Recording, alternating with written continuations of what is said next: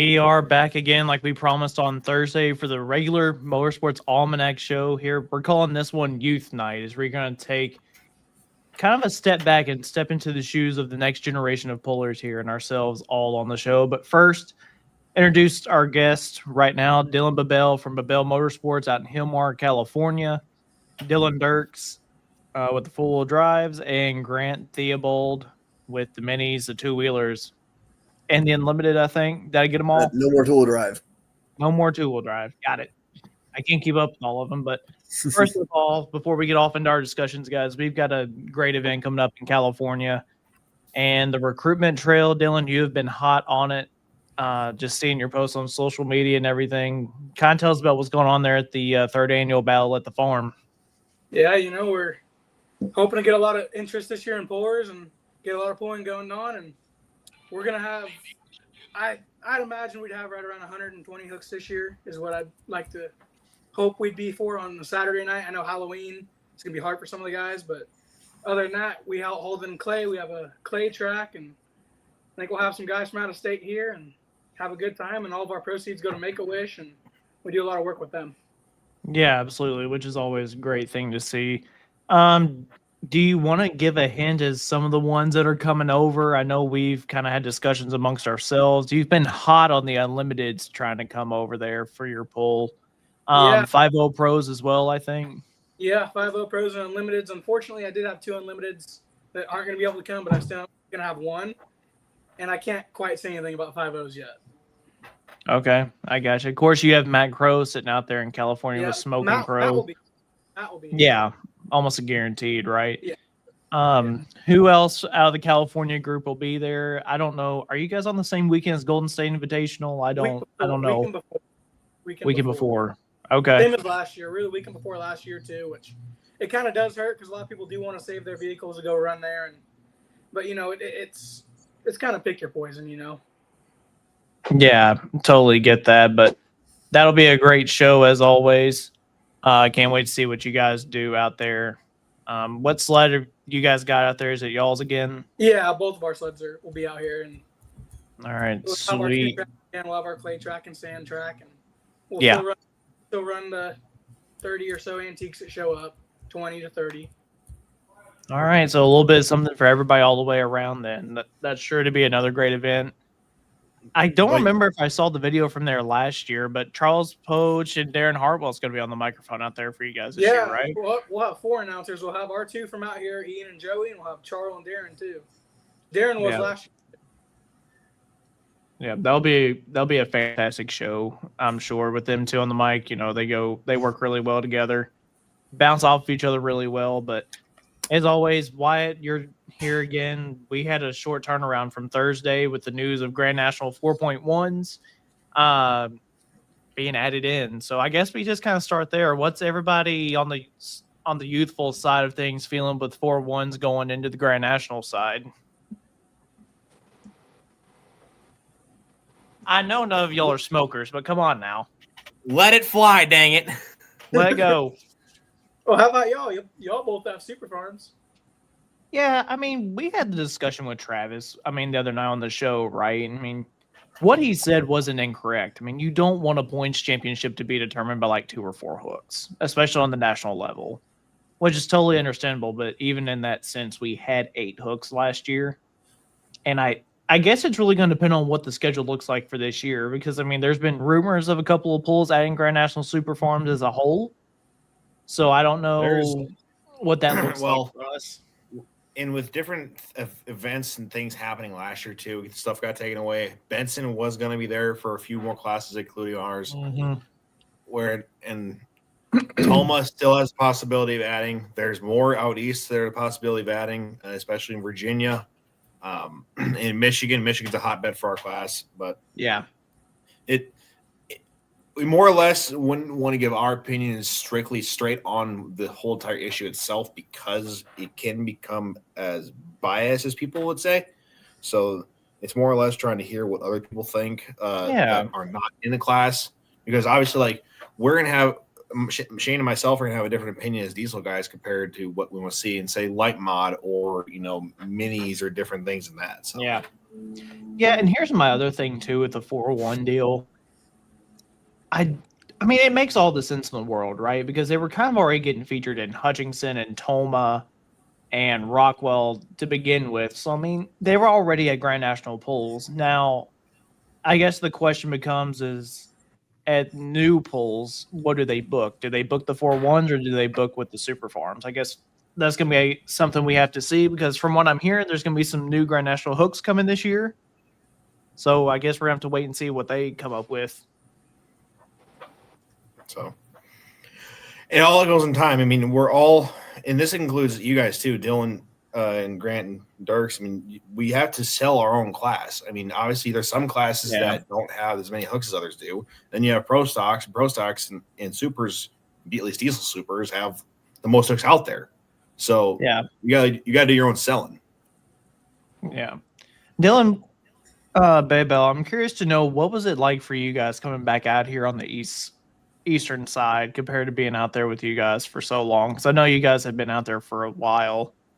Yeah, I love being back out there. You know, it's the heart of pulling. It's the best of the best competition. Tracks are all awesome back there, and you know, it's a really good time. And it was great to be back.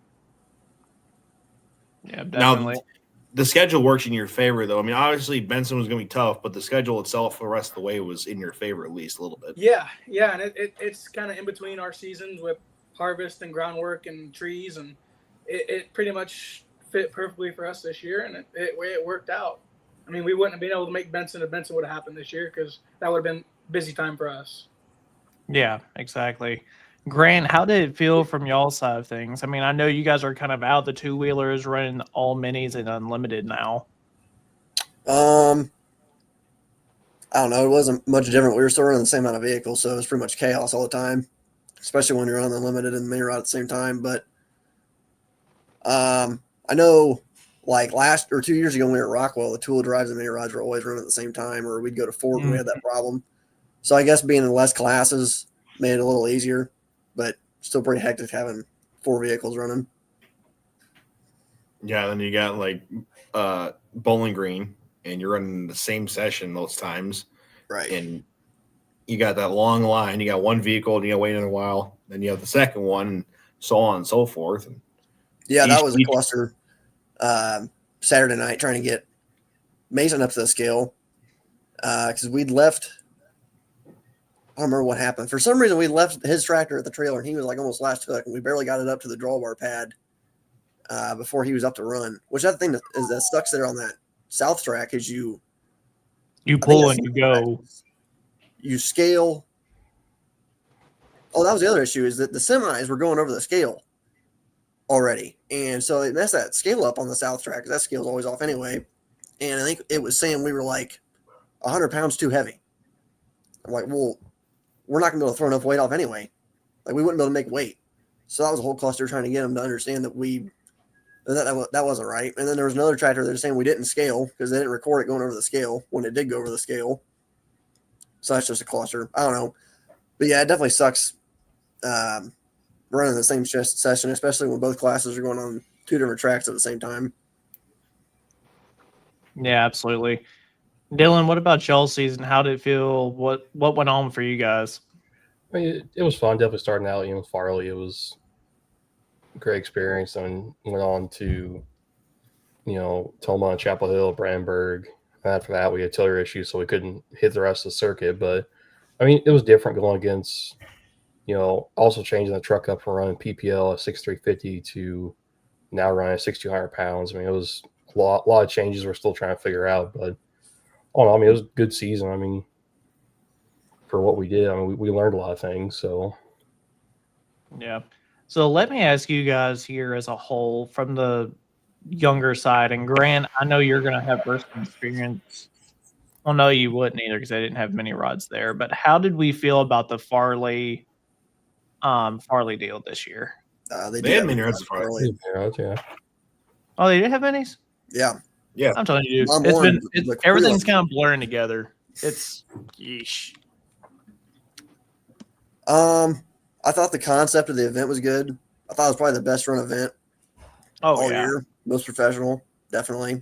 Everybody was pre-tech before we all ran to the tech barn. I would say the only thing that I don't like about it is us paying our own purse. I don't really think that sets a good precedent. Yeah. I mean, it's not something, I don't know how sustainable that is in the long term. But now, is it something that we could see maybe people doing once or twice a year? Or do you think do you think there's just like few that will do it the 4 and 5 times a year? I would think it's more of a one-time deal per year, if that. I think a lot of guys signed up for it this year just because of the wow factor. It was just kind of something you want to be a part of more than actually being feasible financially to continue to do that. Now, from the professional standpoint, you spoke on that part. It kind of seemed like that up the ante just a little bit. Being it's $50,000 now, you got to kind of hold yourself accountable and respectable. Right. Yeah.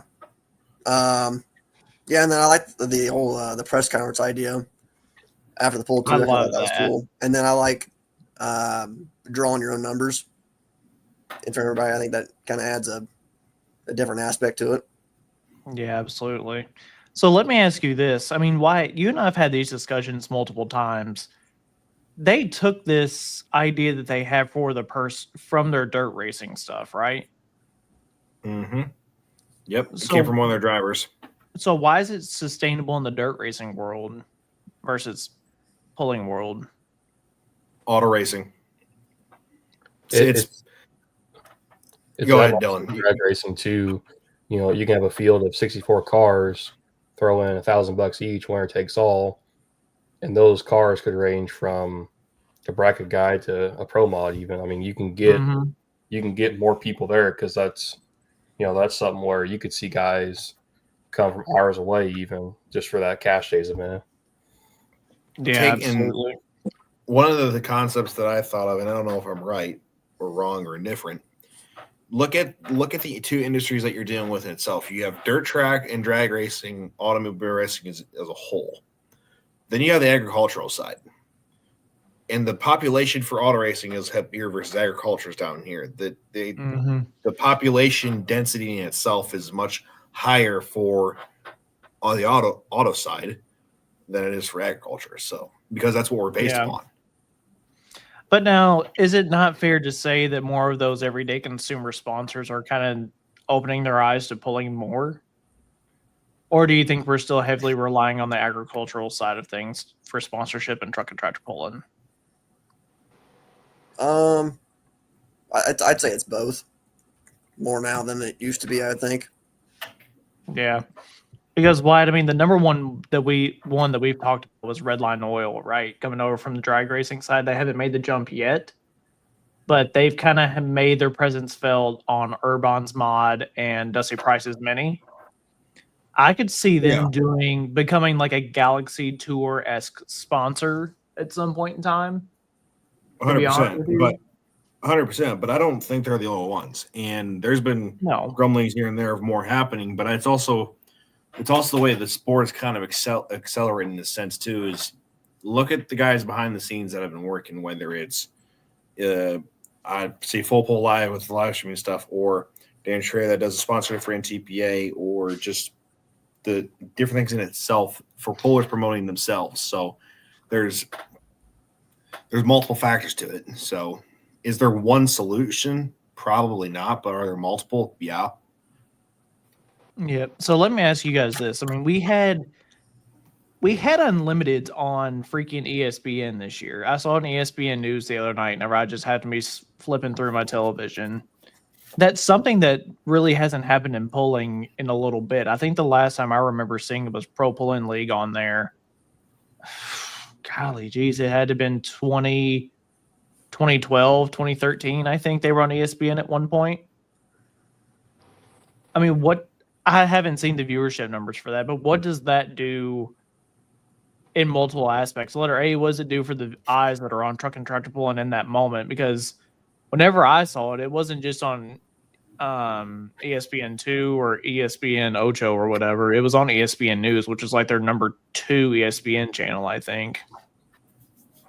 I had a buddy that was watching ESPN on a Sunday just because he was getting ready to watch, the NFL game day or whatever pre-show. And he just turned it on, and there was Unlimiteds on there from Toma, and he sent a picture of my dad to me. He's like, "Why the hell's Doug on ESPN?" I'm like, "Because it's badass. Unlimiteds are on ESPN." And he's like taking videos of the whole thing. And he obviously doesn't go on TV every day and just watch tractor pulling. So I think that does get new eyes on the sport. I think that's definitely good for it. Oh, absolutely. So here's the other thing too. In my opinion, anything with a blower, as much as I wish the smoker tractors were that way, anything with the blower motor is really and truly more marketable to the public eye because of the NHRA drag racing stuff.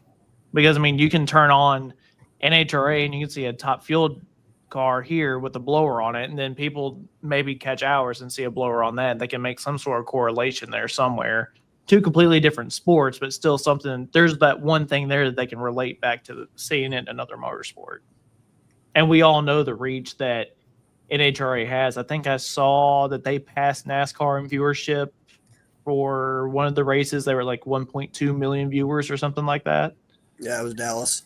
Yeah. Well, I thought that was cool this year too. Like 1320 video coming to Bowling Green, or Stevie Fast Jackson was at Chapel Hill.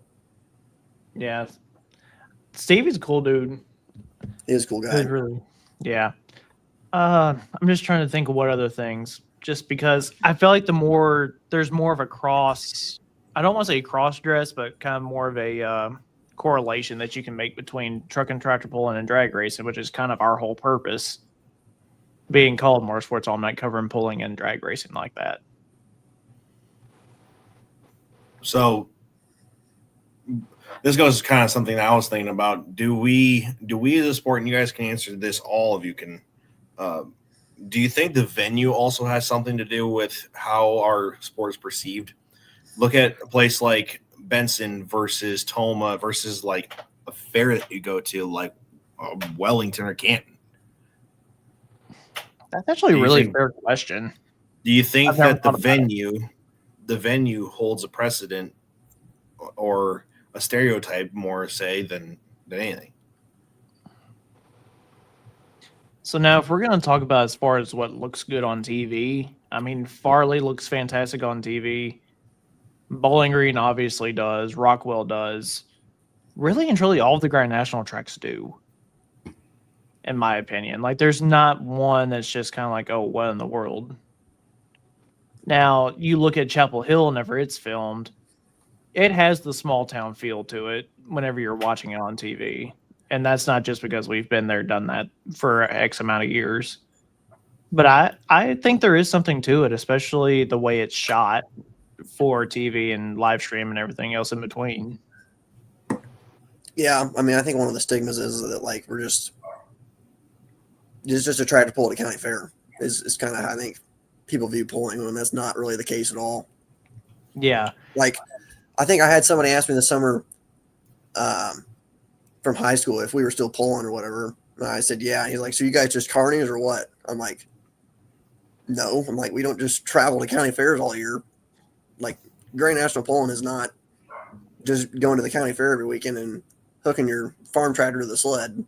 No, it's not. I mean, we do hook at some fairs though. I mean, like Brandenburg and Sandwich. Well, I mean, there's nothing wrong with hooking at a fair. Like, yeah, Wellington was an awesome show, and that was at a county fair. But yeah, I think it's more of a, I guess, perception, or I would say, from people that don't really understand pulling as well. Yeah, they might not understand why it's there like that. Yeah. Do you think that a place like a Virginia Motorsports Park, a Benson, a Summit does have a positive impact? You just have to market yourself correctly? I would think so, yeah. I mean, I kind of wish a Summit Pull would have been more successful than it was, but I guess, I don't know, I think we need to do a better job marketing ourselves in general as a sport. So how do we do that? I'll throw the question right at you. How do we do it? I think local advertising needs to be a lot better for when the events are actually happening. Yeah, I mean, if you're just saying there's a tractor pull, like there's a difference between you know, a region hook and Great National Limit is coming in. Yeah. Or So see, we had a Great National hook in the county of the west of us a couple years ago, and I would have had no idea there was bull happening, and I'm in the county east, unless we were pulling there. Really? Yeah. So now does that, that boil that down also falls back on to? the promoter too. I was gonna say, does that fall on the promoter? Like, I don't know how that works within the NTPA. Like, is that on NTPA or is that on the promoter himself? I think it's more on the promoter as far as the local side of things. I don't know. I don't know of anybody who could I don't know possibly that for a answer fact. that. Yeah. Holy moly, we have got comments rolling in. I haven't even been paying attention. Kobe, not really sure what that means. Y'all got to catch up. And yeah, we know. this is not stick and ball sports, Kobe. We're talking about Yeah, pulling he's going to talk about it because he beat me, I think, last week. Vanderholm says the fan base is different, heavily relying on ag sponsors, but they are trickling over more every day. So, I mean, that's from somebody who's not around pulling all the time. Cody Vanderholm, he's a photographer. I mean, he's been around it quite a bit. Let's see, Charles Poach, a packed house in a small venue looks better than empty seats in a big one. That's So, a good this point. is the thing that I've really learned about watching some events that perform in arenas. I know this company, they were performing like these hockey arenas, like for me locally, Bridgestone Arena in Nashville, just for reference for me. Grant, I don't know what that would be for you guys. Like, is it the field house there? Probably. Indianapolis. Does that hold like 20,000? Yeah. Yeah. So I mean, there's that and things like that. And they weren't filling the arena. So now they've booked it down to smaller arenas. And now their arenas look full, the crowds sound a lot better and everything. He said, Cody also says, I think having someone that understands the sport will always show the sport better than someone that has no idea if you're talking from a TV time slot. This is very true. This kind of goes back to our local sponsor agreements where they share responsibility. Yeah, that's something that I really agree with, that sponsors, I really wish they would show more of how proud they are to be the sponsorship of an organization. It doesn't matter which one it is. Yeah, And I that's mean, I all think the it's way more of a around. sponsorship than just slapping your brand name on a poster and having it at the track. It should be a relationship between the two parties more to promote each other. Absolutely. I feel like there's a lot of pullers that do a good job of that already. Like, they do real good job of promotion for their sponsor, but the sponsor in return doesn't do the same. Yeah. Yeah. I mean, Grant, I've had this conversation with you a couple of times. Even whenever we get a guest on from like outside our normal realm, we really, really want to have them share that they're coming on our show. You know that? By the way, if all of y'all watching, if you hadn't shared the video around, share it. That includes all y'all on the show whenever y'all can. I think that's another thing too, is because like no matter like where we pull our guests from, it helps us just them knowing like, hey, I'm going on the show. Come check these guys out. They're doing this with us. Vanderholm Media, this is something that's really big in drag racing. Having independent media create hype videos. Look how many people create videos from other sports as a fan that creates excitement. Why first one comes to my mind suggests with ET Edits. Absolutely. I mean, and the stuff she puts together, and Daryl, Redline Media and stuff like that. Yeah. Those guys, they're not only getting support from sponsors, but they're also giving back in a way that highlights them. So it's kind of like that 50-50 relationship that's needed. But where do we go with that? I mean, Dylan, for your pull out there in California, obviously you've been doing a lot of posts with class sponsors saying, hey, check these guys out. These guys are supporting us. But how does that go with reciprocal? Like, how does it go with them? A lot of our sponsors are really good, and actually a few of them this year have came to me and wanted to be a sponsor. I didn't ask them. They'll come to the event. They share it on their social medias as well, and they'll post about it. You know, they'll come take pictures in the winner circle with the classes they sponsor and stuff like that. So what if you, as a promoter, have you ever asked the question of what was the attraction? because obviously each venue or event has their certain type of attractions. Bowling Green's the biggest in the world. Toma's a super national. Chapel Hill's the biggest in the South on the Lions Club. Each one has their own type of specialty. What did you ever ask that question? Or have you ever gotten a response of that type? I've never asked that question. I'd imagine it's just motorsports as a whole and tractor pulling and horsepower. Everyone likes horsepower around in the agriculture industry, which most of our sponsors are from the agriculture industry. So Yeah, exactly. they all like horsepower and tractors. Yeah, like we're not going to shy away from them. Like agriculture is a really big demographic for us, right? There's no reason to shy away from that, but we've also got to figure out how to reach new graphics. Dylan, your buddy Ian McAdam. Yep. I'm gonna say that's his last name. Yeah, that's our announcer. He's awesome. Yeah. Joey Radel checking in. Now you want to talk about a guy who does something awesome with promotional videos and stuff like that. Joey is on top of it. Good looking flyers that catch your eyes and cool hot videos that make you feel like this is badass. We should go along with more ideas. Have you guys seen the one that he put out from Weeklands over the last couple of weeks? Mm-hmm. That video was really well done. Yeah, if you guys got my other guess, if you guys haven't seen that, you guys need to go check that out. A lot of the TikToks that he puts out are pretty sweet too. I see. Yeah. His TikToks are awesome too. I think, especially with his first reveal videos and highlights, and actually, say you're a fan that's never been to one, like on TikTok or social media space, it makes you want to go to the event and actually see that thing up close. Especially like rolling coal diesel truck. There's a lot of subtle hidden details in it that you wouldn't pick out unless you see it close. I'm gonna tell you something. Seeing that thing in the daylight was something special by itself. And we've even got people from overseas listening. Our float and finish, Sacha, he's watching. We haven't talked to him in a while, actually. Just got in. Sounds like an interesting topic. Yeah, Sasha, we're talking about from a youth perspective over here in pulling. Just pretty much anything's on the table pulling wise. Now he would be one to actually talk about the youth side of it because Grant, you're part of a large family. Dylan, you and your dad do it as a family, and Dirks, you and your family do it too.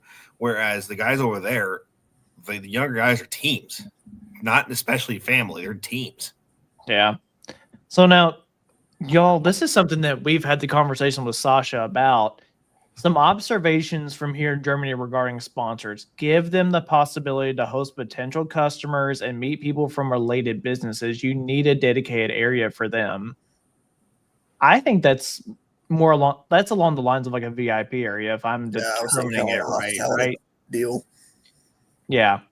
I mean, do we have a lot of those at the polls that we go to? Like, is that a thing? Toma does. Yeah, Toma, I know. I don't really know about I don't know about where else. If they're there, I just don't know about them. Well, and I think once we get there's potential there, especially with the increasing amount of sponsors in. Does Bowling Green have them in those kind of like the box suites deals that they have at the end of the track? Is that what that is? Is that for sponsors up there? I never knew what that box was really for. I thought it was like camera people. I don't know. Can somebody answer that? Darren, if you're watching, or Charles, or somebody, can we get an answer to that one? He says, do flyers really land with you guys? So does that, Charles, if you want to know the God honest truth, if it's on this thing, it does. Flyers, I think, are more of a local thing. And if you want to reach national, if you want to reach, there's always an audience that if they're going to go to an event, they're going to go. Say you want to travel to Bowling Green or travel to Toma, you're going to go. Yeah. But the flyers are what get that local crowd interested because sometimes the local crowd does not pay interest on a national level. Yeah, no, they don't have any clue radio or billboards or flyers stuff would be good for local advertising. Yeah. I got to give it to the Trek at Holes Hours, man. They advertise like crazy all around Illinois whenever it's time for their polls to be up. I got to give it to them. They do a great job about that. This is why I make GoPro videos of events I announce. If you look up the Battle of the Farm 2024, I've got a fun one. I'll check that out here in a little bit. Yeah, his video. Charles said Farley had a hospitality area. Okay. Yeah, Raider Implements usually got a pretty big one. Toma, Toma obviously bring seat sales. They got stuff there for them. There's different places that got them. Yeah. Monster truck shows are all about VIP areas. Are they really? Out So- here, yeah. Dylan, I was gonna say you guys have got bigger independent shows out there than we dare have over here, from what I can tell. As far as monster trucks, Yeah. yeah, monster trucks out here are big, man. They can come to any arena and they'll sell it out quicker than anything else will. Like monster trucks are a big thing out here right now. Yeah, because there's a guy, he's based out of Australia. I forget what his name is. I think it's called Monster Talk or something like that. And he'll put up events going on all over the place. My goodness, these comments are rolling in faster than I can keep up with them right now. You know about Atoma or BG. What flyer makes you respond to consider travel? Does it really work? You know, now that you say that, where do you ever see them? I haven't seen one in a little while because we're so digitally focused now. Well, I'll tell you this: Is that being fair? being in the area of Farley, I kind of pay attention. Obviously, I was going to know about it either way, no matter what. But for the locals, the amount of postcard people to people, as well as like poster awareness at gas stations and stuff like that, where people can visibly see it in front of their face, no matter where they go, helps at least the whole local thing, I believe, because I noticed it everywhere. But I don't know what events like Brandenburg, Toma, BG, Chapel Hill, what they do. I don't know what Chapel Hill does. I don't know if Chapel Hill it kind of falls into that BG and Toma category though, because like it's been around for so long that people are just like, yeah, it's Chapel Hill weekend. Yeah, I think Is it's that different fair? when it's an established event versus something new. Yeah. Cody Vanderholm says flyers need to have pertinent information. Can't elaborate enough in that date, time, and location. Man, you would not believe the amount of flyers I see for like local farm stock pulls and stuff like that that don't have any of that on it. We blasted our flyers all over town this year. Did you? So what Everything.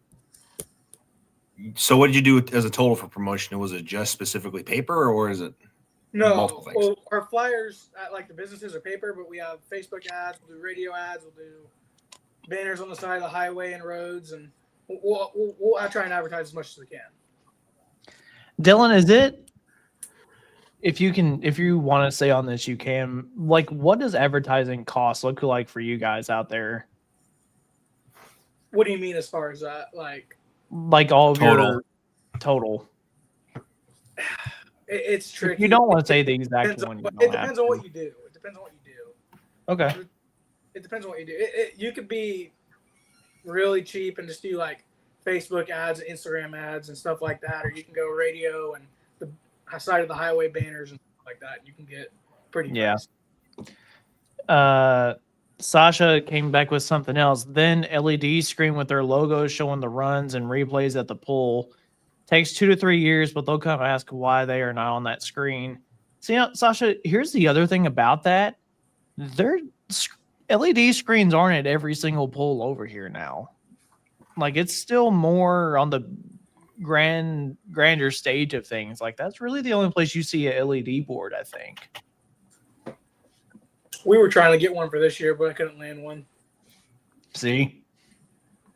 Miles Krieger came in with a pretty good one. Every year I love the buzz around Farm Show and BG. This year Farley had everyone's attention. I believe the media and the sport are how we drive more awareness and interest. BG doesn't have media or sponsor boxes. Toma does. In the ATPA days, they used to have a full-time guy who did nothing but head to events and cook and provide hospitality. So BG doesn't have media or sponsor boxes. What other events do we go to that do have the sponsor boxes?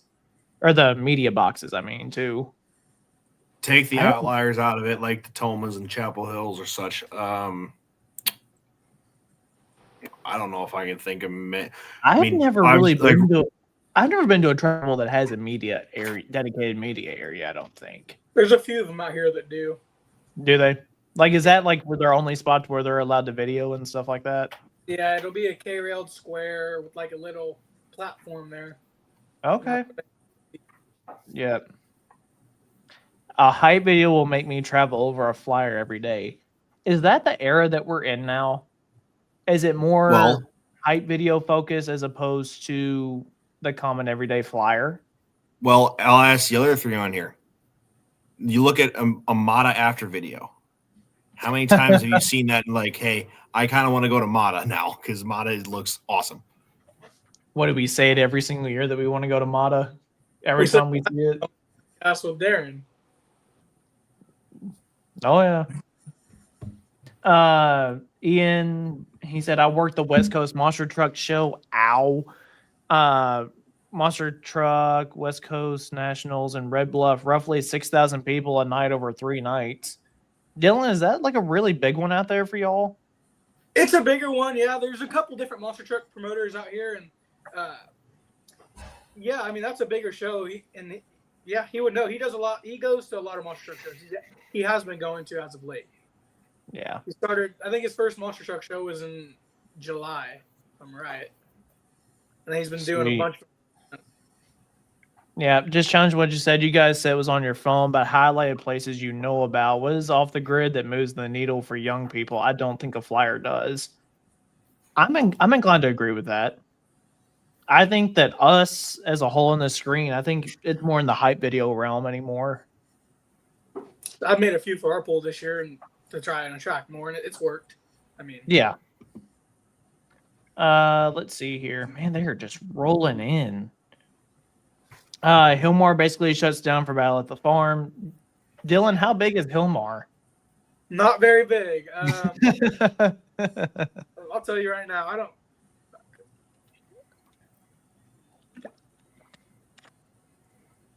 He's looking it up.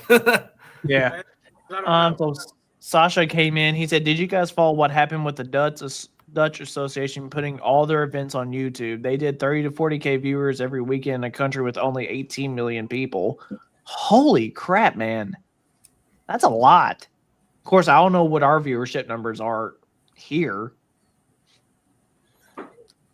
We probably It's have hard about to say around it. people in our town. Yeah. President already halfway down the season put a note in their magazine how they never expected to gain spectators of the polls all of a sudden as they did. Yeah, you guys had a ton from what I saw in Mata. LED screens are 1,500s for rent. Oh yeah, Farm Show does. That's right. That's down there in the bowl. My bad, Cody. Mata is a madhouse. Let's see. We got a place not wanting to pay well, let alone an extra $1,500 for an LED board. See that? I mean, is that another issue that's got to be addressed at some point in time? Is the purses have got to increase for it? You think? I mean, I think how many so. times do you see an increased purse at least help with crowd or spectators to go? I mean, there's people at Farley you never expect to go to Farley because they want to see at least a historic thing. I mean, how many times for like a Mack Trailer Winter Nationals to? I understand it's not a farm show, but it's an outlier. Yeah, I had really high hopes for that event. That event was going to be a lot of fun. I think if it would have hung around a little bit longer. Grant, you ran there, didn't you? Yeah, that was a cool place to pull up. Especially I'd never pulled in Freedom Hall before, so that's pretty But cool. you drove a Mini in there, didn't you? Yeah. Well, that and the track was a little longer for us because we're shorter as far as the sled and the mini rod. So we were pulling like I think 260. Not bad. Not bad at all.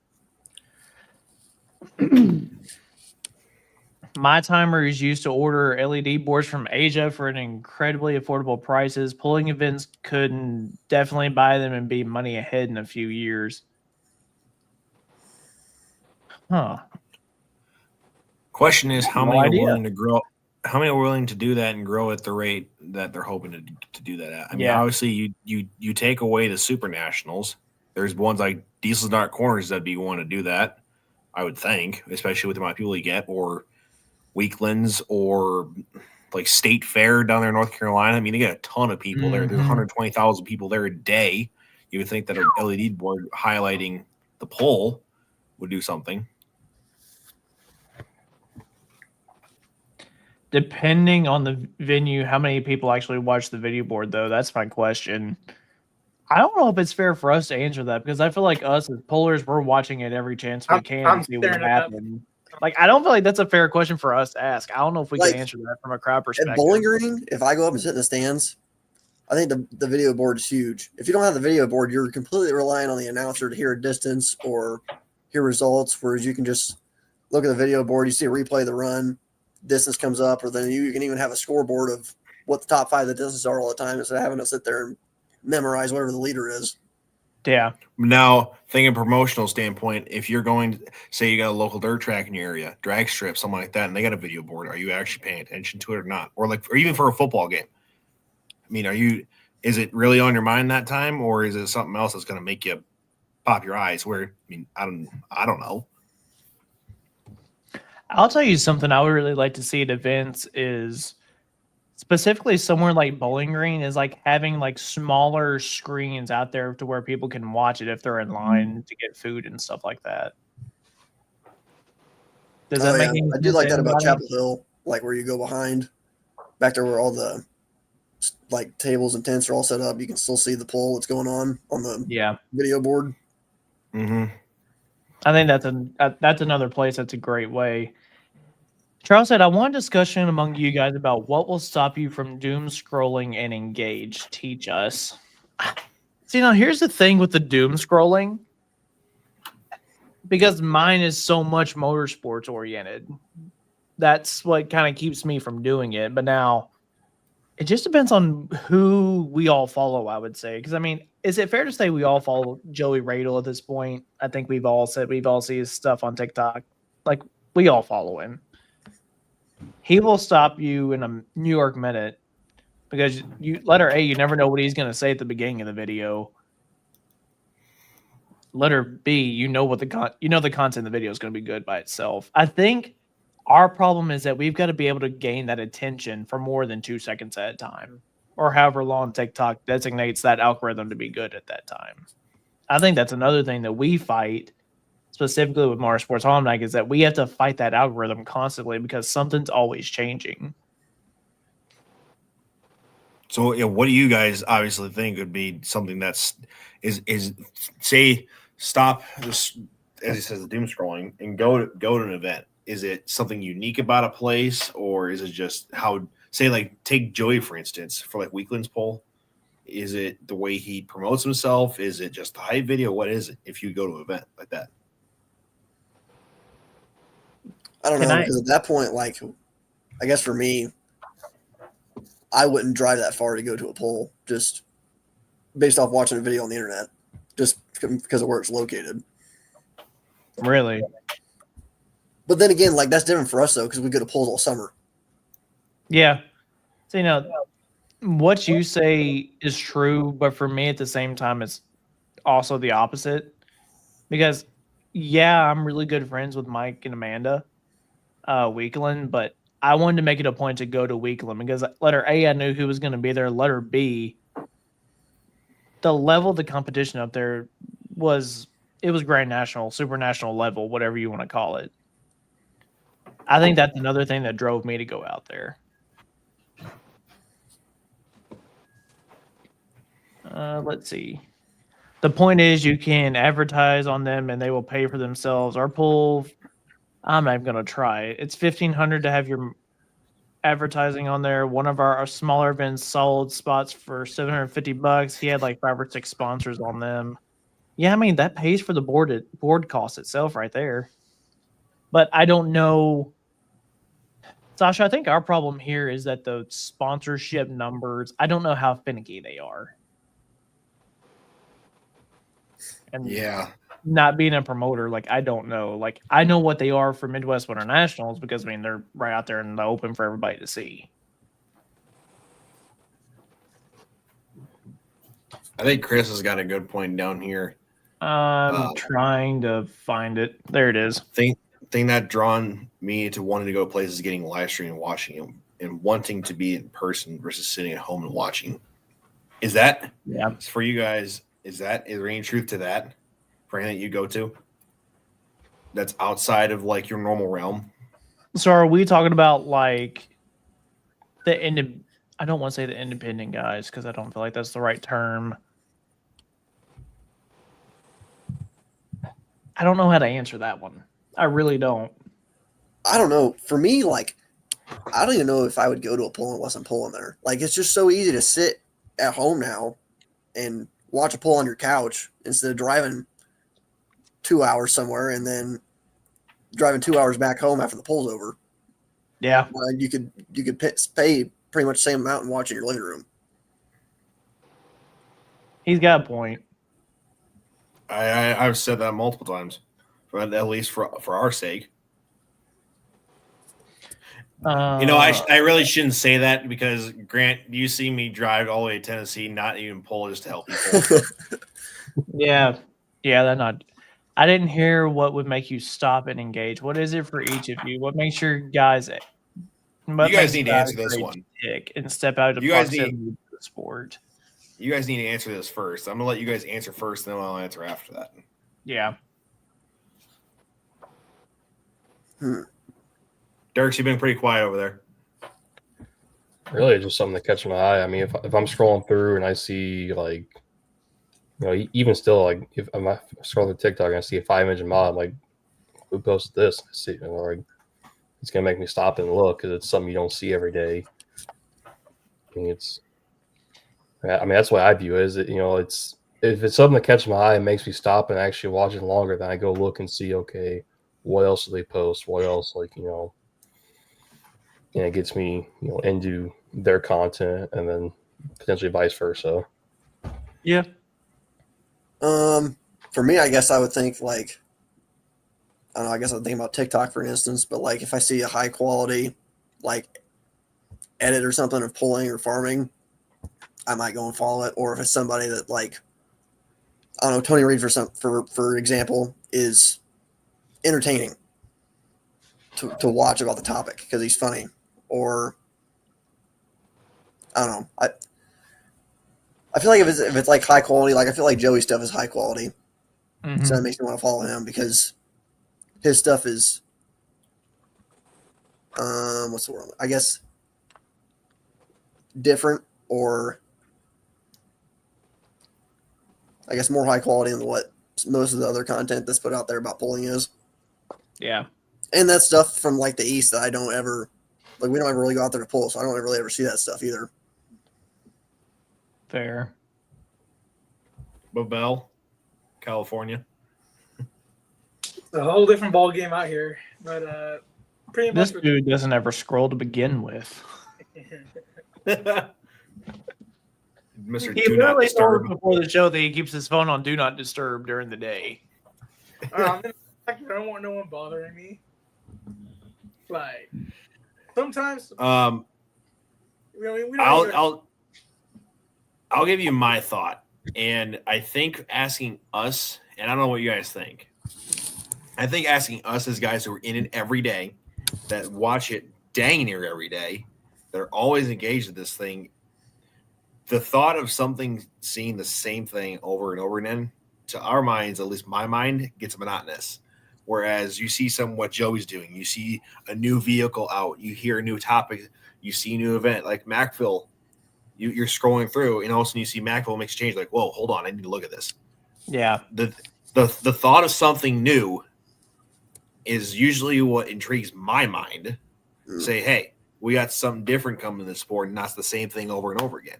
I mean, obviously with Farley's 50K, it's something new. It's a new, different payout style. Understandably, it's a little different for like longevity purposes.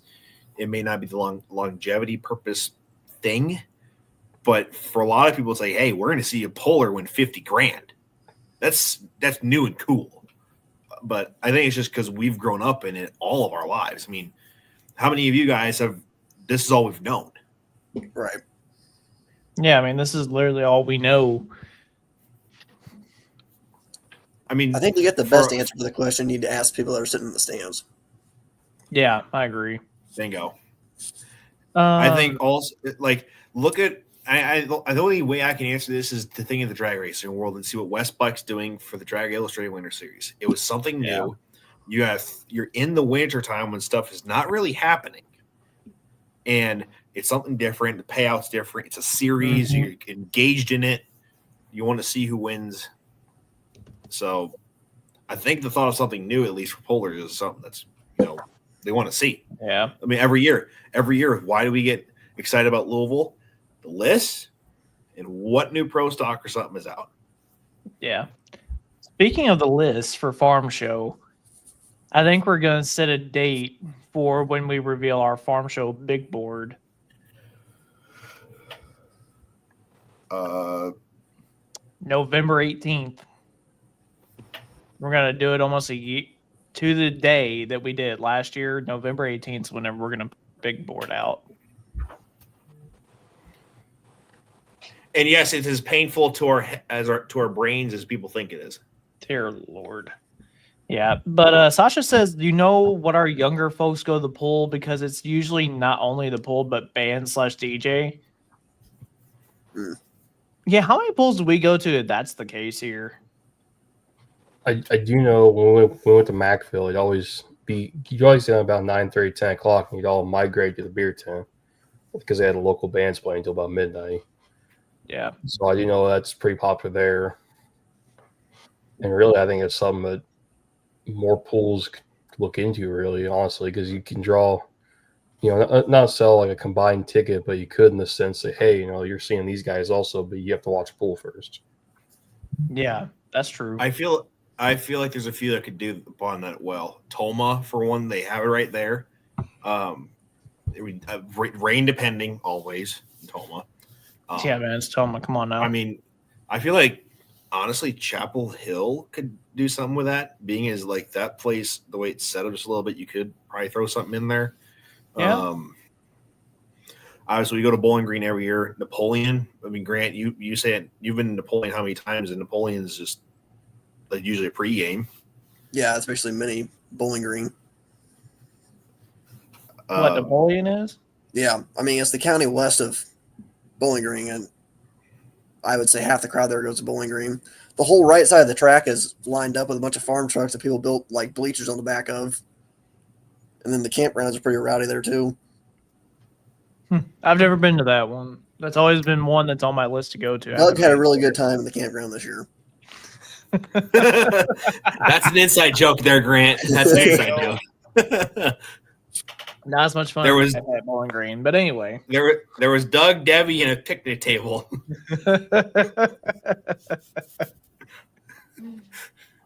Oh, jeez. But do you guys think also, like, being as a concert was mentioned, do you think entertainment value, we've talked about this before, would also intrigue you to go someplace? Say if like a comparison like Dallas Ranch Ray, there's a big country concert on the side of a drag race. Do you think that it also kind of like intertwines the two? Like, hey, we can get 2 for 1. Sandwich does that. Like, not gonna lie, I forgot about Sandwich. Yeah, but how many of the people that go to the concert are still going back to the pool? That Sandwich. Oh, wait. Never mind. That's on Friday night. Yeah. That's fair. Yeah. Joey Radel chimed in. He said, I agree with all of you. We need new. I love pulling with all my heart, but new ideas, stuff that makes you go, whoa, or bring the hype, such as videos, the venues. I'm always thinking of new ideas how we can make pulling more exciting for us, pullers, and the fans. What can we do that dirt track racing is doing or drag racing is doing? I love Street Outlaws. How can we bring attention like them, stuff like that? If we're talking about OG Street Outlaws, yeah, sure. The original Street Outlaws is a lot of fun. But I don't think that the way to grow pulling necessarily is what Street Outlaws did. you know, I don't know how much of it was staged, how much of it was real. I mean, Well- that's just something I don't know. Dylan, go ahead. With one thing I like that Bowling Green's been doing recently is the behind the hooks. I think that's really cool how they're showing you the backgrounds of everybody, and then if there's a way you can incorporate that with a season or have like say certain teams you follow for a whole season and make that into a series, that'd be really cool. Kind of full ups and downs, not hide anything. Show the good, the bad, the. Mm-hmm. Kind of like what isn't NHRA doing something like that with a docu series or something that's coming out soon? They're doing two different things. You have this season has been driven, and then the next one that's coming out, I think in 26, is Chasing Speed. Was just docu series. Maybe that's what I'm thinking of. Yeah, but there is two things. It like the behind the hook thing kind of seemed like what they were doing for Eldora. Yeah. Like Behind the Million. Like Dylan for California. I mean, after your show's done, are you doing pyrotechnics, something like that? Are you just like? I think we're gonna do fireworks, and we have a little DJ I think set up for this year. And the first year we had a DJ, we didn't have one last year. And yeah, we'll do some cool stuff after, and we'll be out behind our shop until about 5 a.m. drinking and having a good time. No thanks. Well, Grant, they added a band this year at Rockwell, didn't they? Yeah, they did. Did they? I feel like there was a solid. I feel like it was just one night though, wasn't it? I think so, but I feel like there's still a solid amount of people that went over there. Yeah, I mean, I think it was Friday night. I didn't go because we were wrenching, but Man, I didn't even know there was one. but even at that, I mean, you still feel like there's something that can be done with that. Just multiple types of things for entertainment. Like obviously, like when you try and bring a family in an event, what can the kids do besides just watch on a ribbed metal bleachers and hurt their butt? Well, that's the other thing too. Is I think our shows are too long. Ooh, do tell, sir. Well, I mean, I caught thought my that attention. what's Phil Kelly's wife's name? Krista.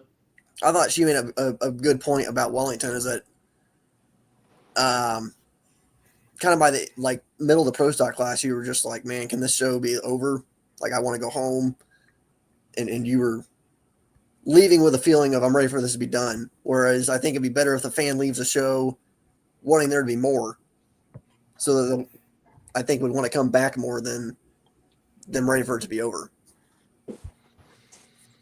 So how do you solve a problem like that? I don't know. I've played around with that in my Do you- head about hook do you- numbers or qualifying sessions or how that would work. But See, now the qualifying session idea is one that I really lean into. the only thing I don't, at a place like Wellington or a place as a county fair, I don't know how you make that work. Yeah. Cody Vanderholm hit the nail on the head. I think if you don't have a 4-hour show, 3 to 4 hour show, you're in trouble. Now, there's obviously exceptions to said rule. I mean, there's at certain events, because of like the venue you're holding it at, you could only have so much. Brandenburg, for one, you have so much room. You have so many vehicles you can run down that track, and you kind of know how long it's going to be. Whereas like Toma Bowl, Green Rockwell, different places, 2 tracks, you could be there all night. Yeah. And you don't know when it's going to end. Yeah. And the track crew plays into it. The track itself, the condition it's in, plays into it. The vehicles, how fast the drivers get up there. There's a lot of factors. Yeah, absolutely. And I mean, I think we touched on it a little bit earlier. The whole media side of everything. I think Full Pull this year has done a fantastic job of being able to capture pretty much a pull from anywhere. I think they've done a really good job of that. Now, consistency is going to get better.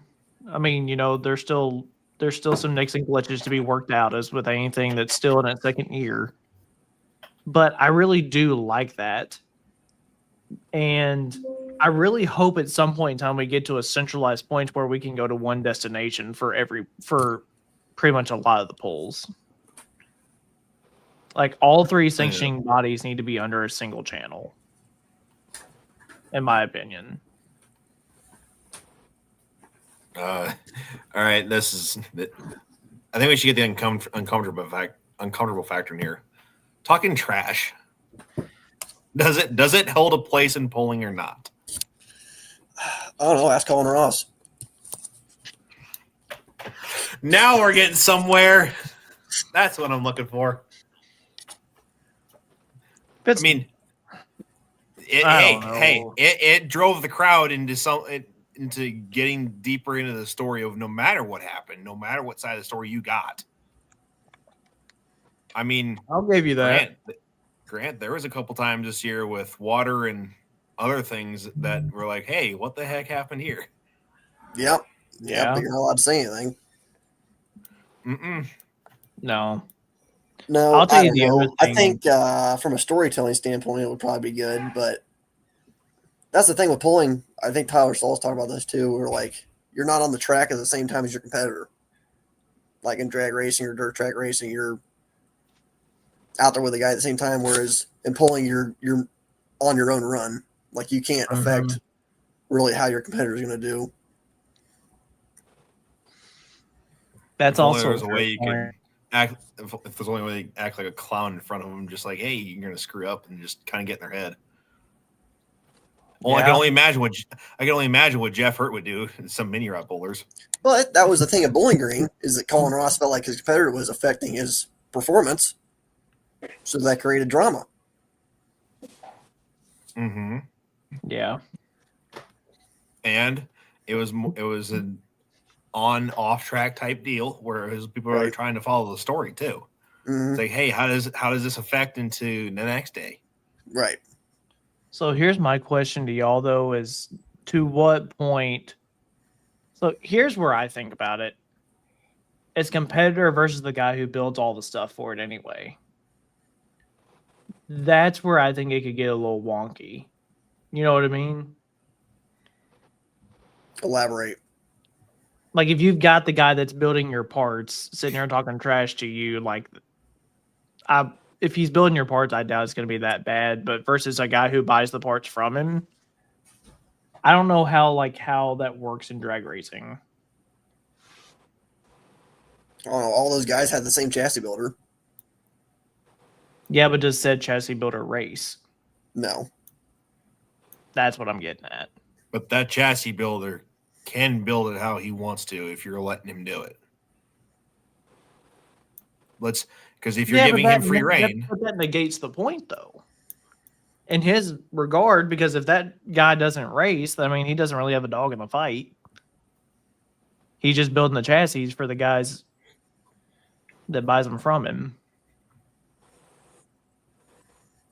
I don't know. It's just, I feel like there's a lot of truth that's held up sometimes. I mean, obviously, like Grant, we're talking about this whole story thing. I mean, we can't. Right. We're always saying, oh, we can't let the truth go, or we can't say this, or we're going to get in trouble. Are we really? Or are we going to be praised for it? Yeah, I think that's kind of what one thing that NHRA does good is they do a into better it. job of portraying the underlying stories that are there rather than just talking about the results. Yeah. And I think you get a lot more emotion out of the drivers there too, as far as talking to them like right after the race is over instead of waiting 2 hours after you've already run to talk to them in a winter circle or something. Yeah. I'll tell you the other thing too. I mean, we talk about covering underlying storylines. Heavens, NASCAR's been covering this lawsuit that's been going on between NASCAR itself and the 2311 and Front Row Motorsports guys. They willingly talked about that on open television. I'm probably the only one out of this group that watches NASCAR, huh? Pretty well. Yep. I've heard tidbits about it, but yeah. So for you guys, what would you? I mean, in all this next generation stuff, what would you guys like to see out of the sport in general, besides what you as a competitor would like for just the sport in general? I mean, Grant, you've probably been asked this before, no practice. I mean, but just you probably think of something in between then and now. Obviously, with the changes that have been polling, I mean, what can be done better? What can be changed? I think we could always improve our professionalism and how we present ourselves. Yeah, we've had that discussion I many think a that's definitely times. important. Say another issue is for the average fan to be able to understand the difference between the classes. I think we have way too many classes right now, especially Yeah. single charger classes. No offense, Thank you. but I mean, almost all the hooded tractors with a stack sticking out of them look exactly the same sitting in the pits. So I feel like it's hard for the average guy to walk around and really be able to tell what the difference is between them. This is true. Yeah. I mean, wasn't that kind of the reason why Outlaw went from a 3x3 charger to a 3.6 on their Super Farms, Wyatt? And that doesn't negate the point that you still have too many singles. Because let's and this is not a bash at any association, but if you're a singular fan in the audience, look at the difference between an 85 Lunar Pro, a Super Farm, a Light Pro, a 4.1, a 5.0, and the only thing you can really tell is the difference between that Pro stock, because look at the pipe on a Pro stock in the intercooler. I would take Light Pro out of that category. I would take him out of that category because, I mean, it's a very obvious speed difference in the way that they run, in my opinion. That's not at all what I'm talking about here, though. There's still too many single charger classes. Look at the stance that they're sitting at in the pits. The Yeah. fan will look at all of them. You put all different classes in line. A common fan ain't gonna tell a difference, but a common fan can tell a difference between a mini rod, a two-wheel drive, and a mod. So That's true. Or I'll give you that. I mean, obviously, there's a 2.6 and a 3.0 are not all that different, but the 2.6, 3.0 are single versus a dual. Yeah, but here's the other thing that they really have going for them too is also I think the diesel truck side of things, the selling point is the body work and the graphics on those, because your everyday American consumer can go like, oh, that's like my grandpa's old Chevrolet truck that he had on the farm or something like that. You know what I mean? Like that's the kind of body style that he had and ran around with.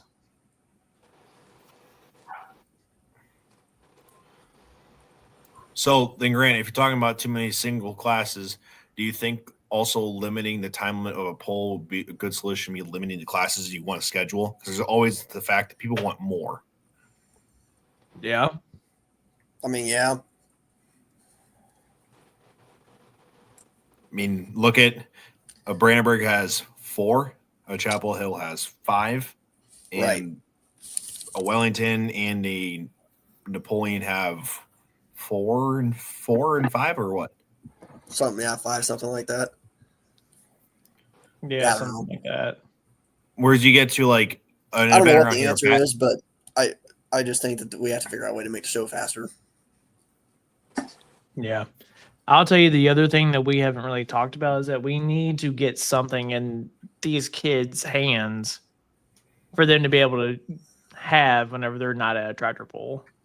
Ertl's done a great job with that, with the toy line that they've done. They have been a huge hit from everywhere that I can tell.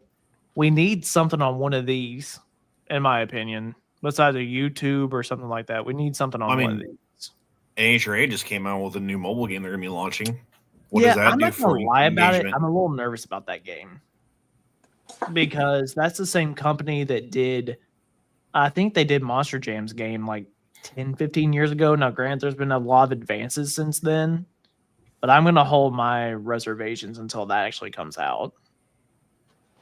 But no, I agree totally with you on it's in their hands and they can actually do something with it type of deal. I mean, how many of you guys have played either farming simulator or racing video games? I mean, you've done it before. Look at World of Outlaws. The World of Outlaws game, you can say, all right, I've played as him, and you can go see him at a race. Brad Sweet or whoever. Kyle Larson. That game makes me want to throw my controller and get across the entire nation. Look at the drag racing game where the World Series of Pro mod winner gets in. You can go and get him and be like, hey, I've got him in the game, and I can go see him in person. Spencer Hyde, Steve King, Derek Ward, all those guys. Do we need to go to that point? Yeah, that's what I was gonna get at. Like, do you think that we're to that point in the digital age to where, I mean, are we to the level of deserving of a game that is a legitimate game inside and out? I think so. Well, see, there was one that was supposed to come out years ago because I remember. Oh yeah, the our pulling stuff simulator before. guy before he Yeah. passed away. Yeah, I was really excited for that project. I don't know if anybody picked that project up or not. I don't know if it's been sold or not. I know it was for sale at one point. Grant, But what I do you think think that's about all this? As far as the game, Yeah. Does I it don't know. solve any problems that we've discussed? Letter A, letter B. How can that we had benefit the mobile players? games there for a while. Yeah, I think they've pretty well cut off the servers to them, But though, haven't they? Do you think where something like a console could be built as a simulator? I mean, you go to an NHRA race, you can go to the reaction time simulators or the actual simulators where you sit in it and do Dude, it. the PRI simulators are just on a different level. Yeah, but how are you going to sell that to a company to make it? Is there a big enough market for it? See, now that's the thing that's what we don't know. Now, do we want it? Yeah, sure, but logically, probably not yet. See, there But used we've got to start somewhere. Like we've got to be able to get something where we can put names and vehicles with the faces.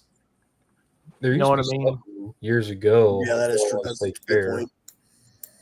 Used to be some years ago. State Fair. It was like a. I've called it similar or not, but it was like the silver bullet, and it sat there and you go up like this, like a rock, and then set back down. I have a picture of it somewhere, but it used to be like a thing, and that line was always super long. Yeah. I think that there's something to be said for a mobile game now. Other than that, right now, no. I don't know how much further along we could be. Is that really going to put more butts in the seat? I mean, do you think that If it's in the someone's going to kid's download that hand, game that doesn't already know about pulling? you never know unless you try. Yeah. I mean, we've got I to mean- start somewhere. Like, we don't have anything right now besides these toys. And right now, they're all tractors that a kid can have in their hands at home away from doing whatever they're doing. I mean, I think That's Sasha what got I'm a good getting point. at. Got a good point to where the European model is, or this may be some models anywhere else too. By 10 o'clock, people are done. The show's over. Go to the tent. That's where the money's made. Because that's where, at least, where people are going to want to go afterwards, have a good time, listen to music, do whatever. And people with kids either need to have something to do during the show or need to have it over quick so they can get their butts out and go home. Yeah. But I think for us, I think that type of like entertainment factors kind of reigns true. Yeah. I don't know though. Like it kind of goes back to where what we were talking about earlier is like we've got to do a better job of marketing ourselves, and I think that's a way to market ourselves, specifically with our vehicles. But I may be far out in left field. I don't know. There's just a lot. There's a lot of ideas. Just we need to pinpoint one down because I mean, Yeah. we've heard. I mean, Grant, Dylan. I mean, how many times we heard different ideas like, "Oh, these guys want to come into the sport, or this needs to happen," and nothing happens, Mm-hmm. Yeah. and nothing changes. Just all It's talk. it's the same status quo. I do think that there needs to be more collaboration across the board, especially as far as the media goes. I think that needs to be a thing that happens now. Because, and I understand, like, we can only get so close with the pulling vehicle going on, but you go to a drag racing event, specifically, I don't know if NHRA allows it or not, but you can get pretty much in the burnout box with the car, like, right there. Mm-hmm. Why can't we do that in pulling? I think Charles has a good point here. Market yourself and not the vehicle. I mean, you look at, and I don't know what you guys think about this, but you look at the way of past promotion. It's always been, oh, this brand against this brand. And it was never about the drivers. Grant, it was never about you. Dylan's, it was never about either one of you. It was about the brand that your vehicle represented. It was never about who was behind the seat. Mm-hmm. It never told that story of, Jay Littman or Marshall DeBro or Trip Hazley in the seat Yeah. as young, next generation as they are, like the talent that they bring, or guys stepping over into the sport. Like it's always red and green. It's never who's in the seat that needs the story to be told, market behind. I mean, how many times have been the match races before, or like a Street Outlaws, like these guys are going to be at this track, go see these guys, not just a race. Yeah. Joey brought up this. He said, what if we did a kids pulling series in between a class, like a battery powered wheels, and you only take 10 to 15 kids and do something cool in front of everyone to somehow get kids involved? Joey, we actually do a little bit of that down here at some of our events. There's some places that'll do them. We've done a few out here. Yeah. RC pulling is a pretty cool deal to be around too. I don't think we've touched on that very much. Like, we don't see them very much, but have y'all seen the amount of views that these guys are getting on their social media platforms for them? They're pretty neat. Yeah. Like Monster Jam, kids love touch a truck events. Go to NHRA. They are racing, racing sims, live racing, driver meet and greet, purchase products, camping, etc.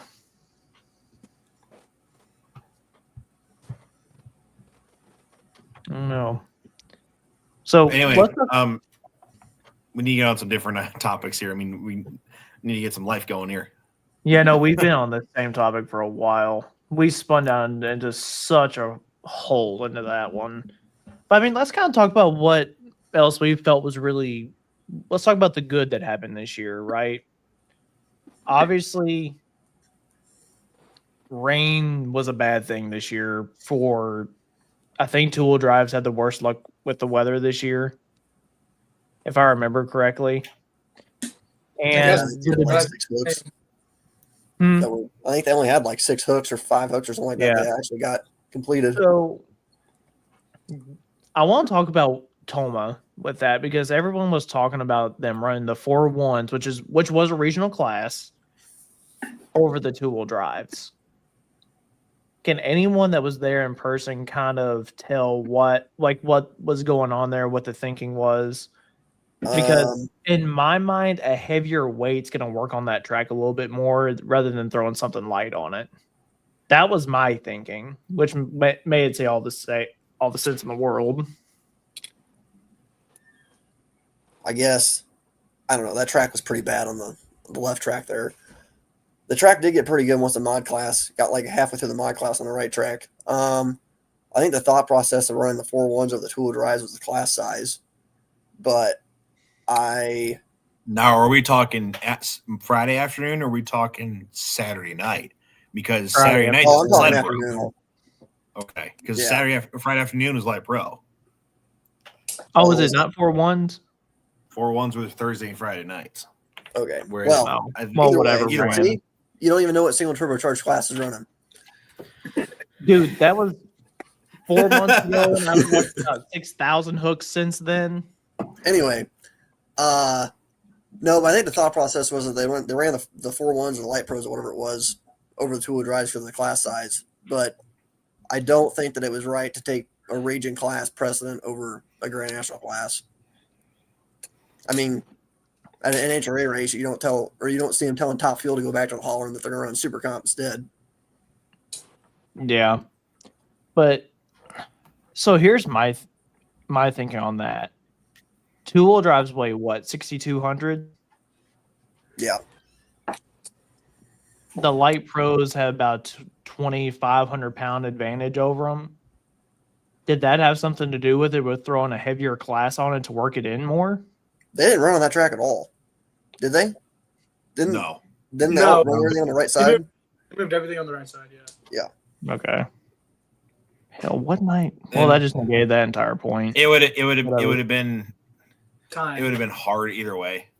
It would have been hard either way if you want to try it or not. I mean, it's hard when you're dealing with weather to do something. Right. I mean, look at Rockwell. Rockwell's the same way. Mm-hmm. Oh, Hutch. Grant, you and I were there, Hutch, the first night. Yep. What happened the first night? I have not heard about this. It like rained a little bit before, not a lot, but just made enough so it was soft. Yeah, that track's always soft though too. Trying to think back what even happened. See, it's looping together. It's wait, isn't there like a track grooming class that's heavy enough that could probably make those tracks better? Oh wait, never mind. I'm gonna shut up now. Yeah. See, now that's something else I think that needs to be taken into consideration with some of these classes, because Grant, you guys y'all pretty well naturally dry out the track, right? Yeah, especially in an afternoon session. Yeah. Because we don't have any weight or wheel speed.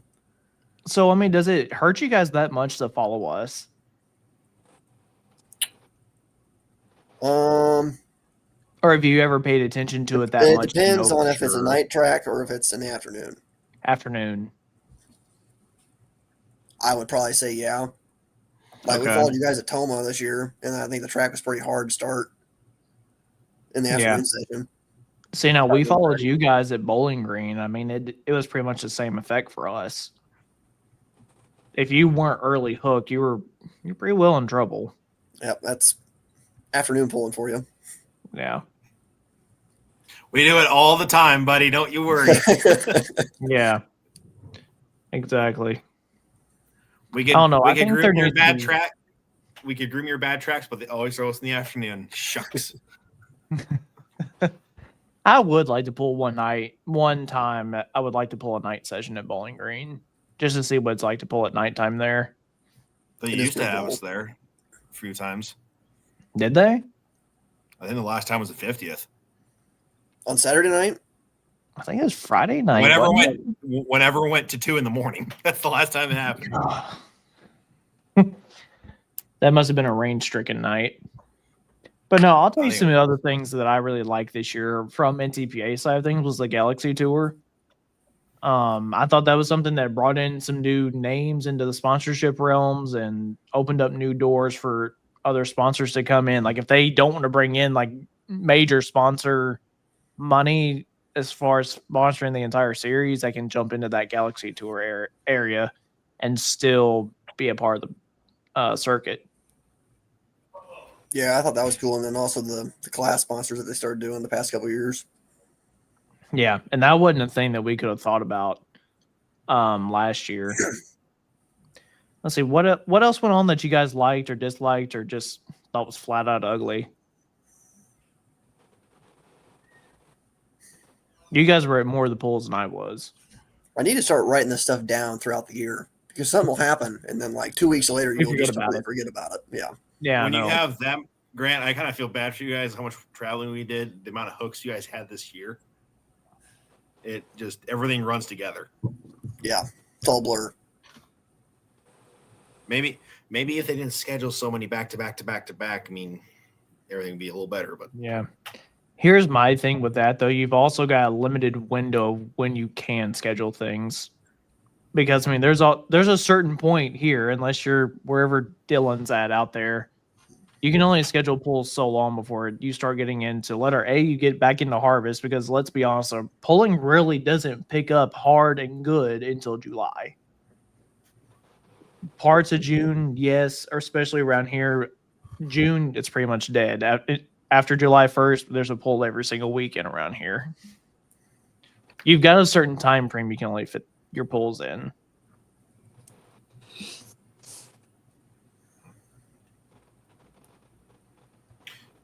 Should we get into final thoughts before we get on this? Get on what? Get on the road. We can do whatever y'all want. I'm good. I'm still wide awake.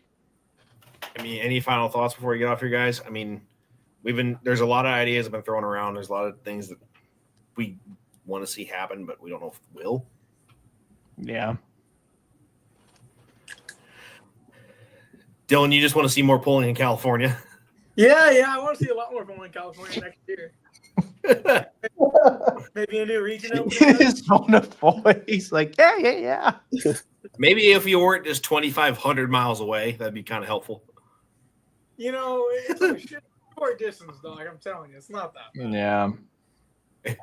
Hey, it's always some way on the way home. Yeah, you know. Yeah.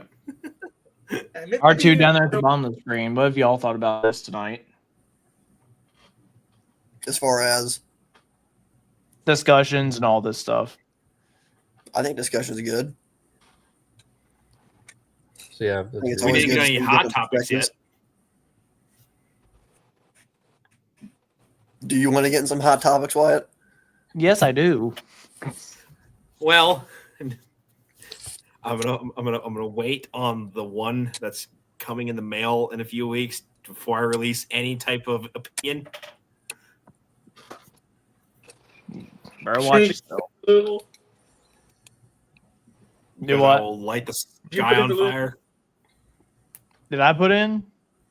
Oh yeah. You Yes, we did. I know you We, did we, one. We know you did. We know. Grant, what do you think about farm shows? Is there going to be any surprise names that you can think of that you've heard about? I'm not on the committee. Touche, We'll my find out at the same friend. time. I'm sure there will be. There always is. I don't know. All I know is what we've been doing. Oh boy. Sorting through All right. everything. you're pulling off the screws, right? If you guys do get in, right? Yeah, can't run with the screw blowers. Yeah. I know. I'm just Yeah. saying you applied. Like Yes, we can yeah. fly. Yeah. Okay. I'll add this in there. What is one class that you guys would like to see added into Farm Machinery Show at some point in time? Mini rods. Yes. I was waiting for it.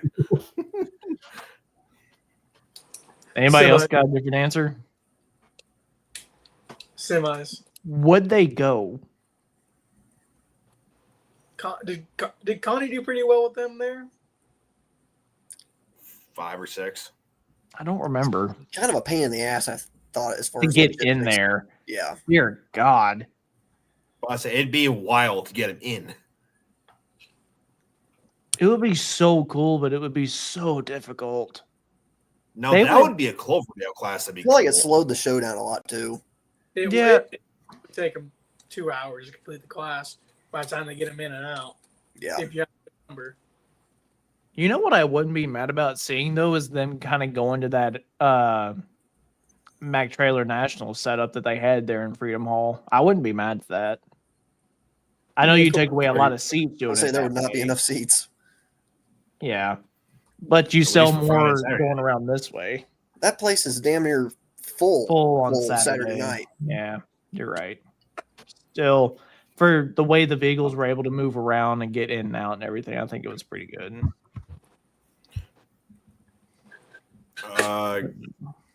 Grant, you think there'd be a lot of twin engines? Obviously, with the increasing interest in light mods, do you think that a lot of guys are going to throw on a third engine for Farm Show if they apply?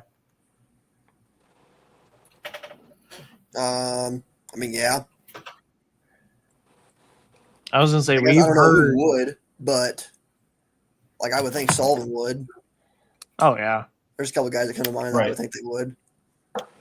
yeah. And I mean, I don't know. I guess it's in the winter, so I feel like it's a little easier to put a third motor on than it is trying to do it in the summer all the time.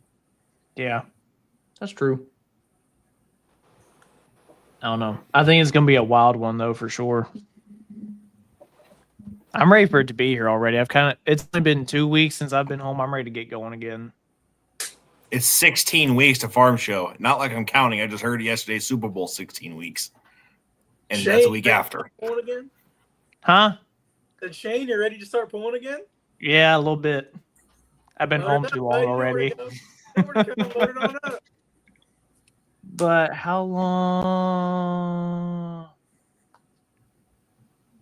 Ooh. Dirks, do they even have, and this is a general question, Would they have enough? Like for a two Well, flight?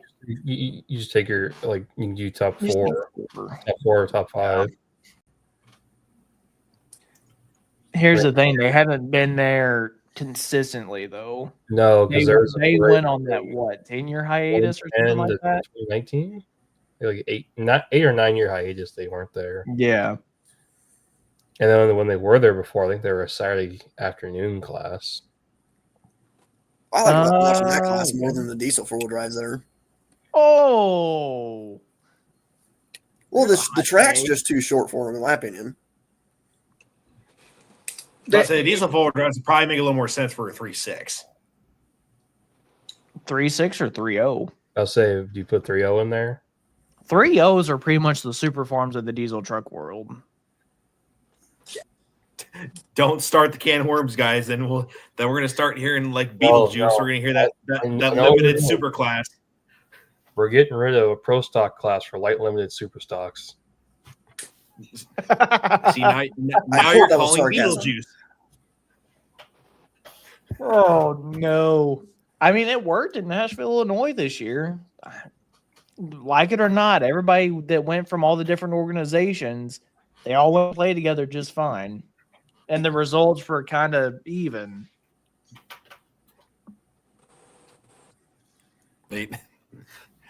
Ryan just said they're going. Whoops. We need to have a pull off. People, come on, just blow this thing out of proportion. Where's the original Michael? Where's Dick Morgan? We're about to have a heyday. So we're getting a 15th Grand National class, light limited supers. Rules to be announced later. The whole comment is just foof. Yeah, here they all come. Everybody's going to tell everybody now. It's like, look, they're talking about us. We gotta get over there. But no, they're I mean, like the movie seagulls. They go mine. They just yeah, pretty much. into that.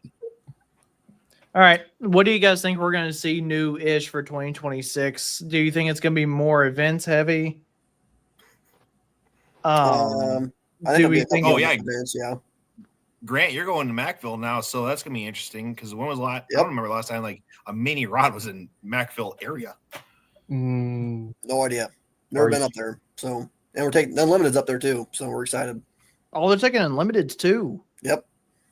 It's Unlimiteds, mini rods, super stock diesel 4-wheel drives, and semis. I think. Okay. Now that's going to be co-sanctioned with Badger State, right? I believe so. Yeah. So it's gonna be different to discuss like what weekend Farley's gonna be. Mm-hmm. Yeah. Have we heard anything from either organization like what they're doing for wintertime pulling? Just asking.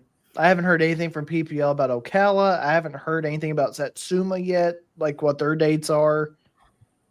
Like I haven't heard anything on that front. Is anybody else?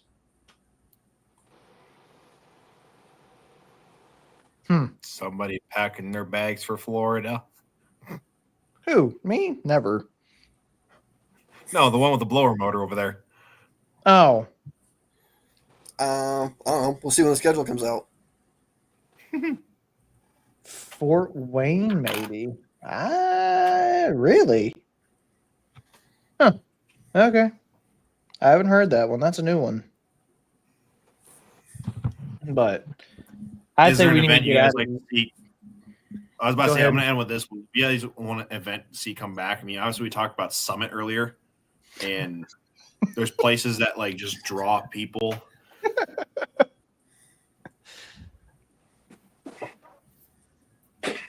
Charles said he is ready with this band hammer. Yeah, I can't wait to hang out with Charles in 2 weeks. We're having a good time. Oh, you're gonna have you a grand old time, bud. A week and a half there, sir. Events Yeah. aren't going on anymore, or Has- are still going on, but other organizations there. Has anybody paid attention to Diesels and Dark Corners drawing? It happened yesterday. I know. Did anybody else any of y'all look at them? I will say for them to take the higher entry fee approach, kind of like Farley, I will say there's a lot that came off the list. Yeah, it did. Because Grant, we thought that was going to like kind of limit Farley. I mean, obviously, first year being as $2,500 is sort of the thing, but $600 and $1,000 for those types of classes, it took him from like 60 to 30. Yeah. So Well, I think What too, was the entry fee? show. I think, what was their entry fee? Do we know? I think super stock. I'm not for sure. I think super stock and 3.6 for 1,000, and everything else is 600. So The if they go winner back of to the first 3.0 one? diesel truck class is going home with 10 grand for the furthest combined distance between the 2 days. What was that, Grant? I asked if that went back in the purse. Yeah, I'm pretty sure. It does. Yeah, I would think. Sasha asked if there'd be any pulling forward in mid-December. We don't know yet, but there is racing in December, just like you went last year. Yeah. So that's going to be something. I think, Wyatt, do we want to put out a separate recorded video for that this week about the guys that have already gotten letters from Drag Illustrated about competing in the Winter Series? Yeah, we'll do it sometime later on. I'm not going to mess with that now. Because I know Lyle got his, Party Time got his, obviously Steve King got his, Swanstrom got his. I'm curious if Peter Norton's going to get his. I know. What's up with him selling the chassis, by the way, for the green one? What's up with that? Mini rod What in guy the over world? there. Oh, Nelson? Yeah. I guess he what only has crap? one tracker, but I have no idea. What in the world? I thought that was going to be hanging around for a minute. Did That's you see the- his comment on Ryan's post of Tanner in the Shelton tractor? Was that Tanner? Wait, are we Well, talking about Tanner's Jeremy's birthday comment or Yeah, on I didn't Ryan's know post. who that kid was. That's from like, I don't know. 19? Yeah, 7 Hang on. 6 years ago. Hang on. I got it. Well, Ryan mentioned something about them building a mod, and Jeremy put the hands up emoji. You mean this one? Yeah, that picture. I thought Jeremy commented on there. I don't know. Maybe he didn't. No, he was ready to go right then and there. I don't know what you're talking about. He was ready. But y'all, I thank got y'all nothing so else. much. I don't either. Guys, Grant, Dylan, thank y'all so much for jumping on with us tonight. The amount of comments, I just checked our comment count for this show. It's like, I think it's the highest it's ever been. It's like 125 or something like that.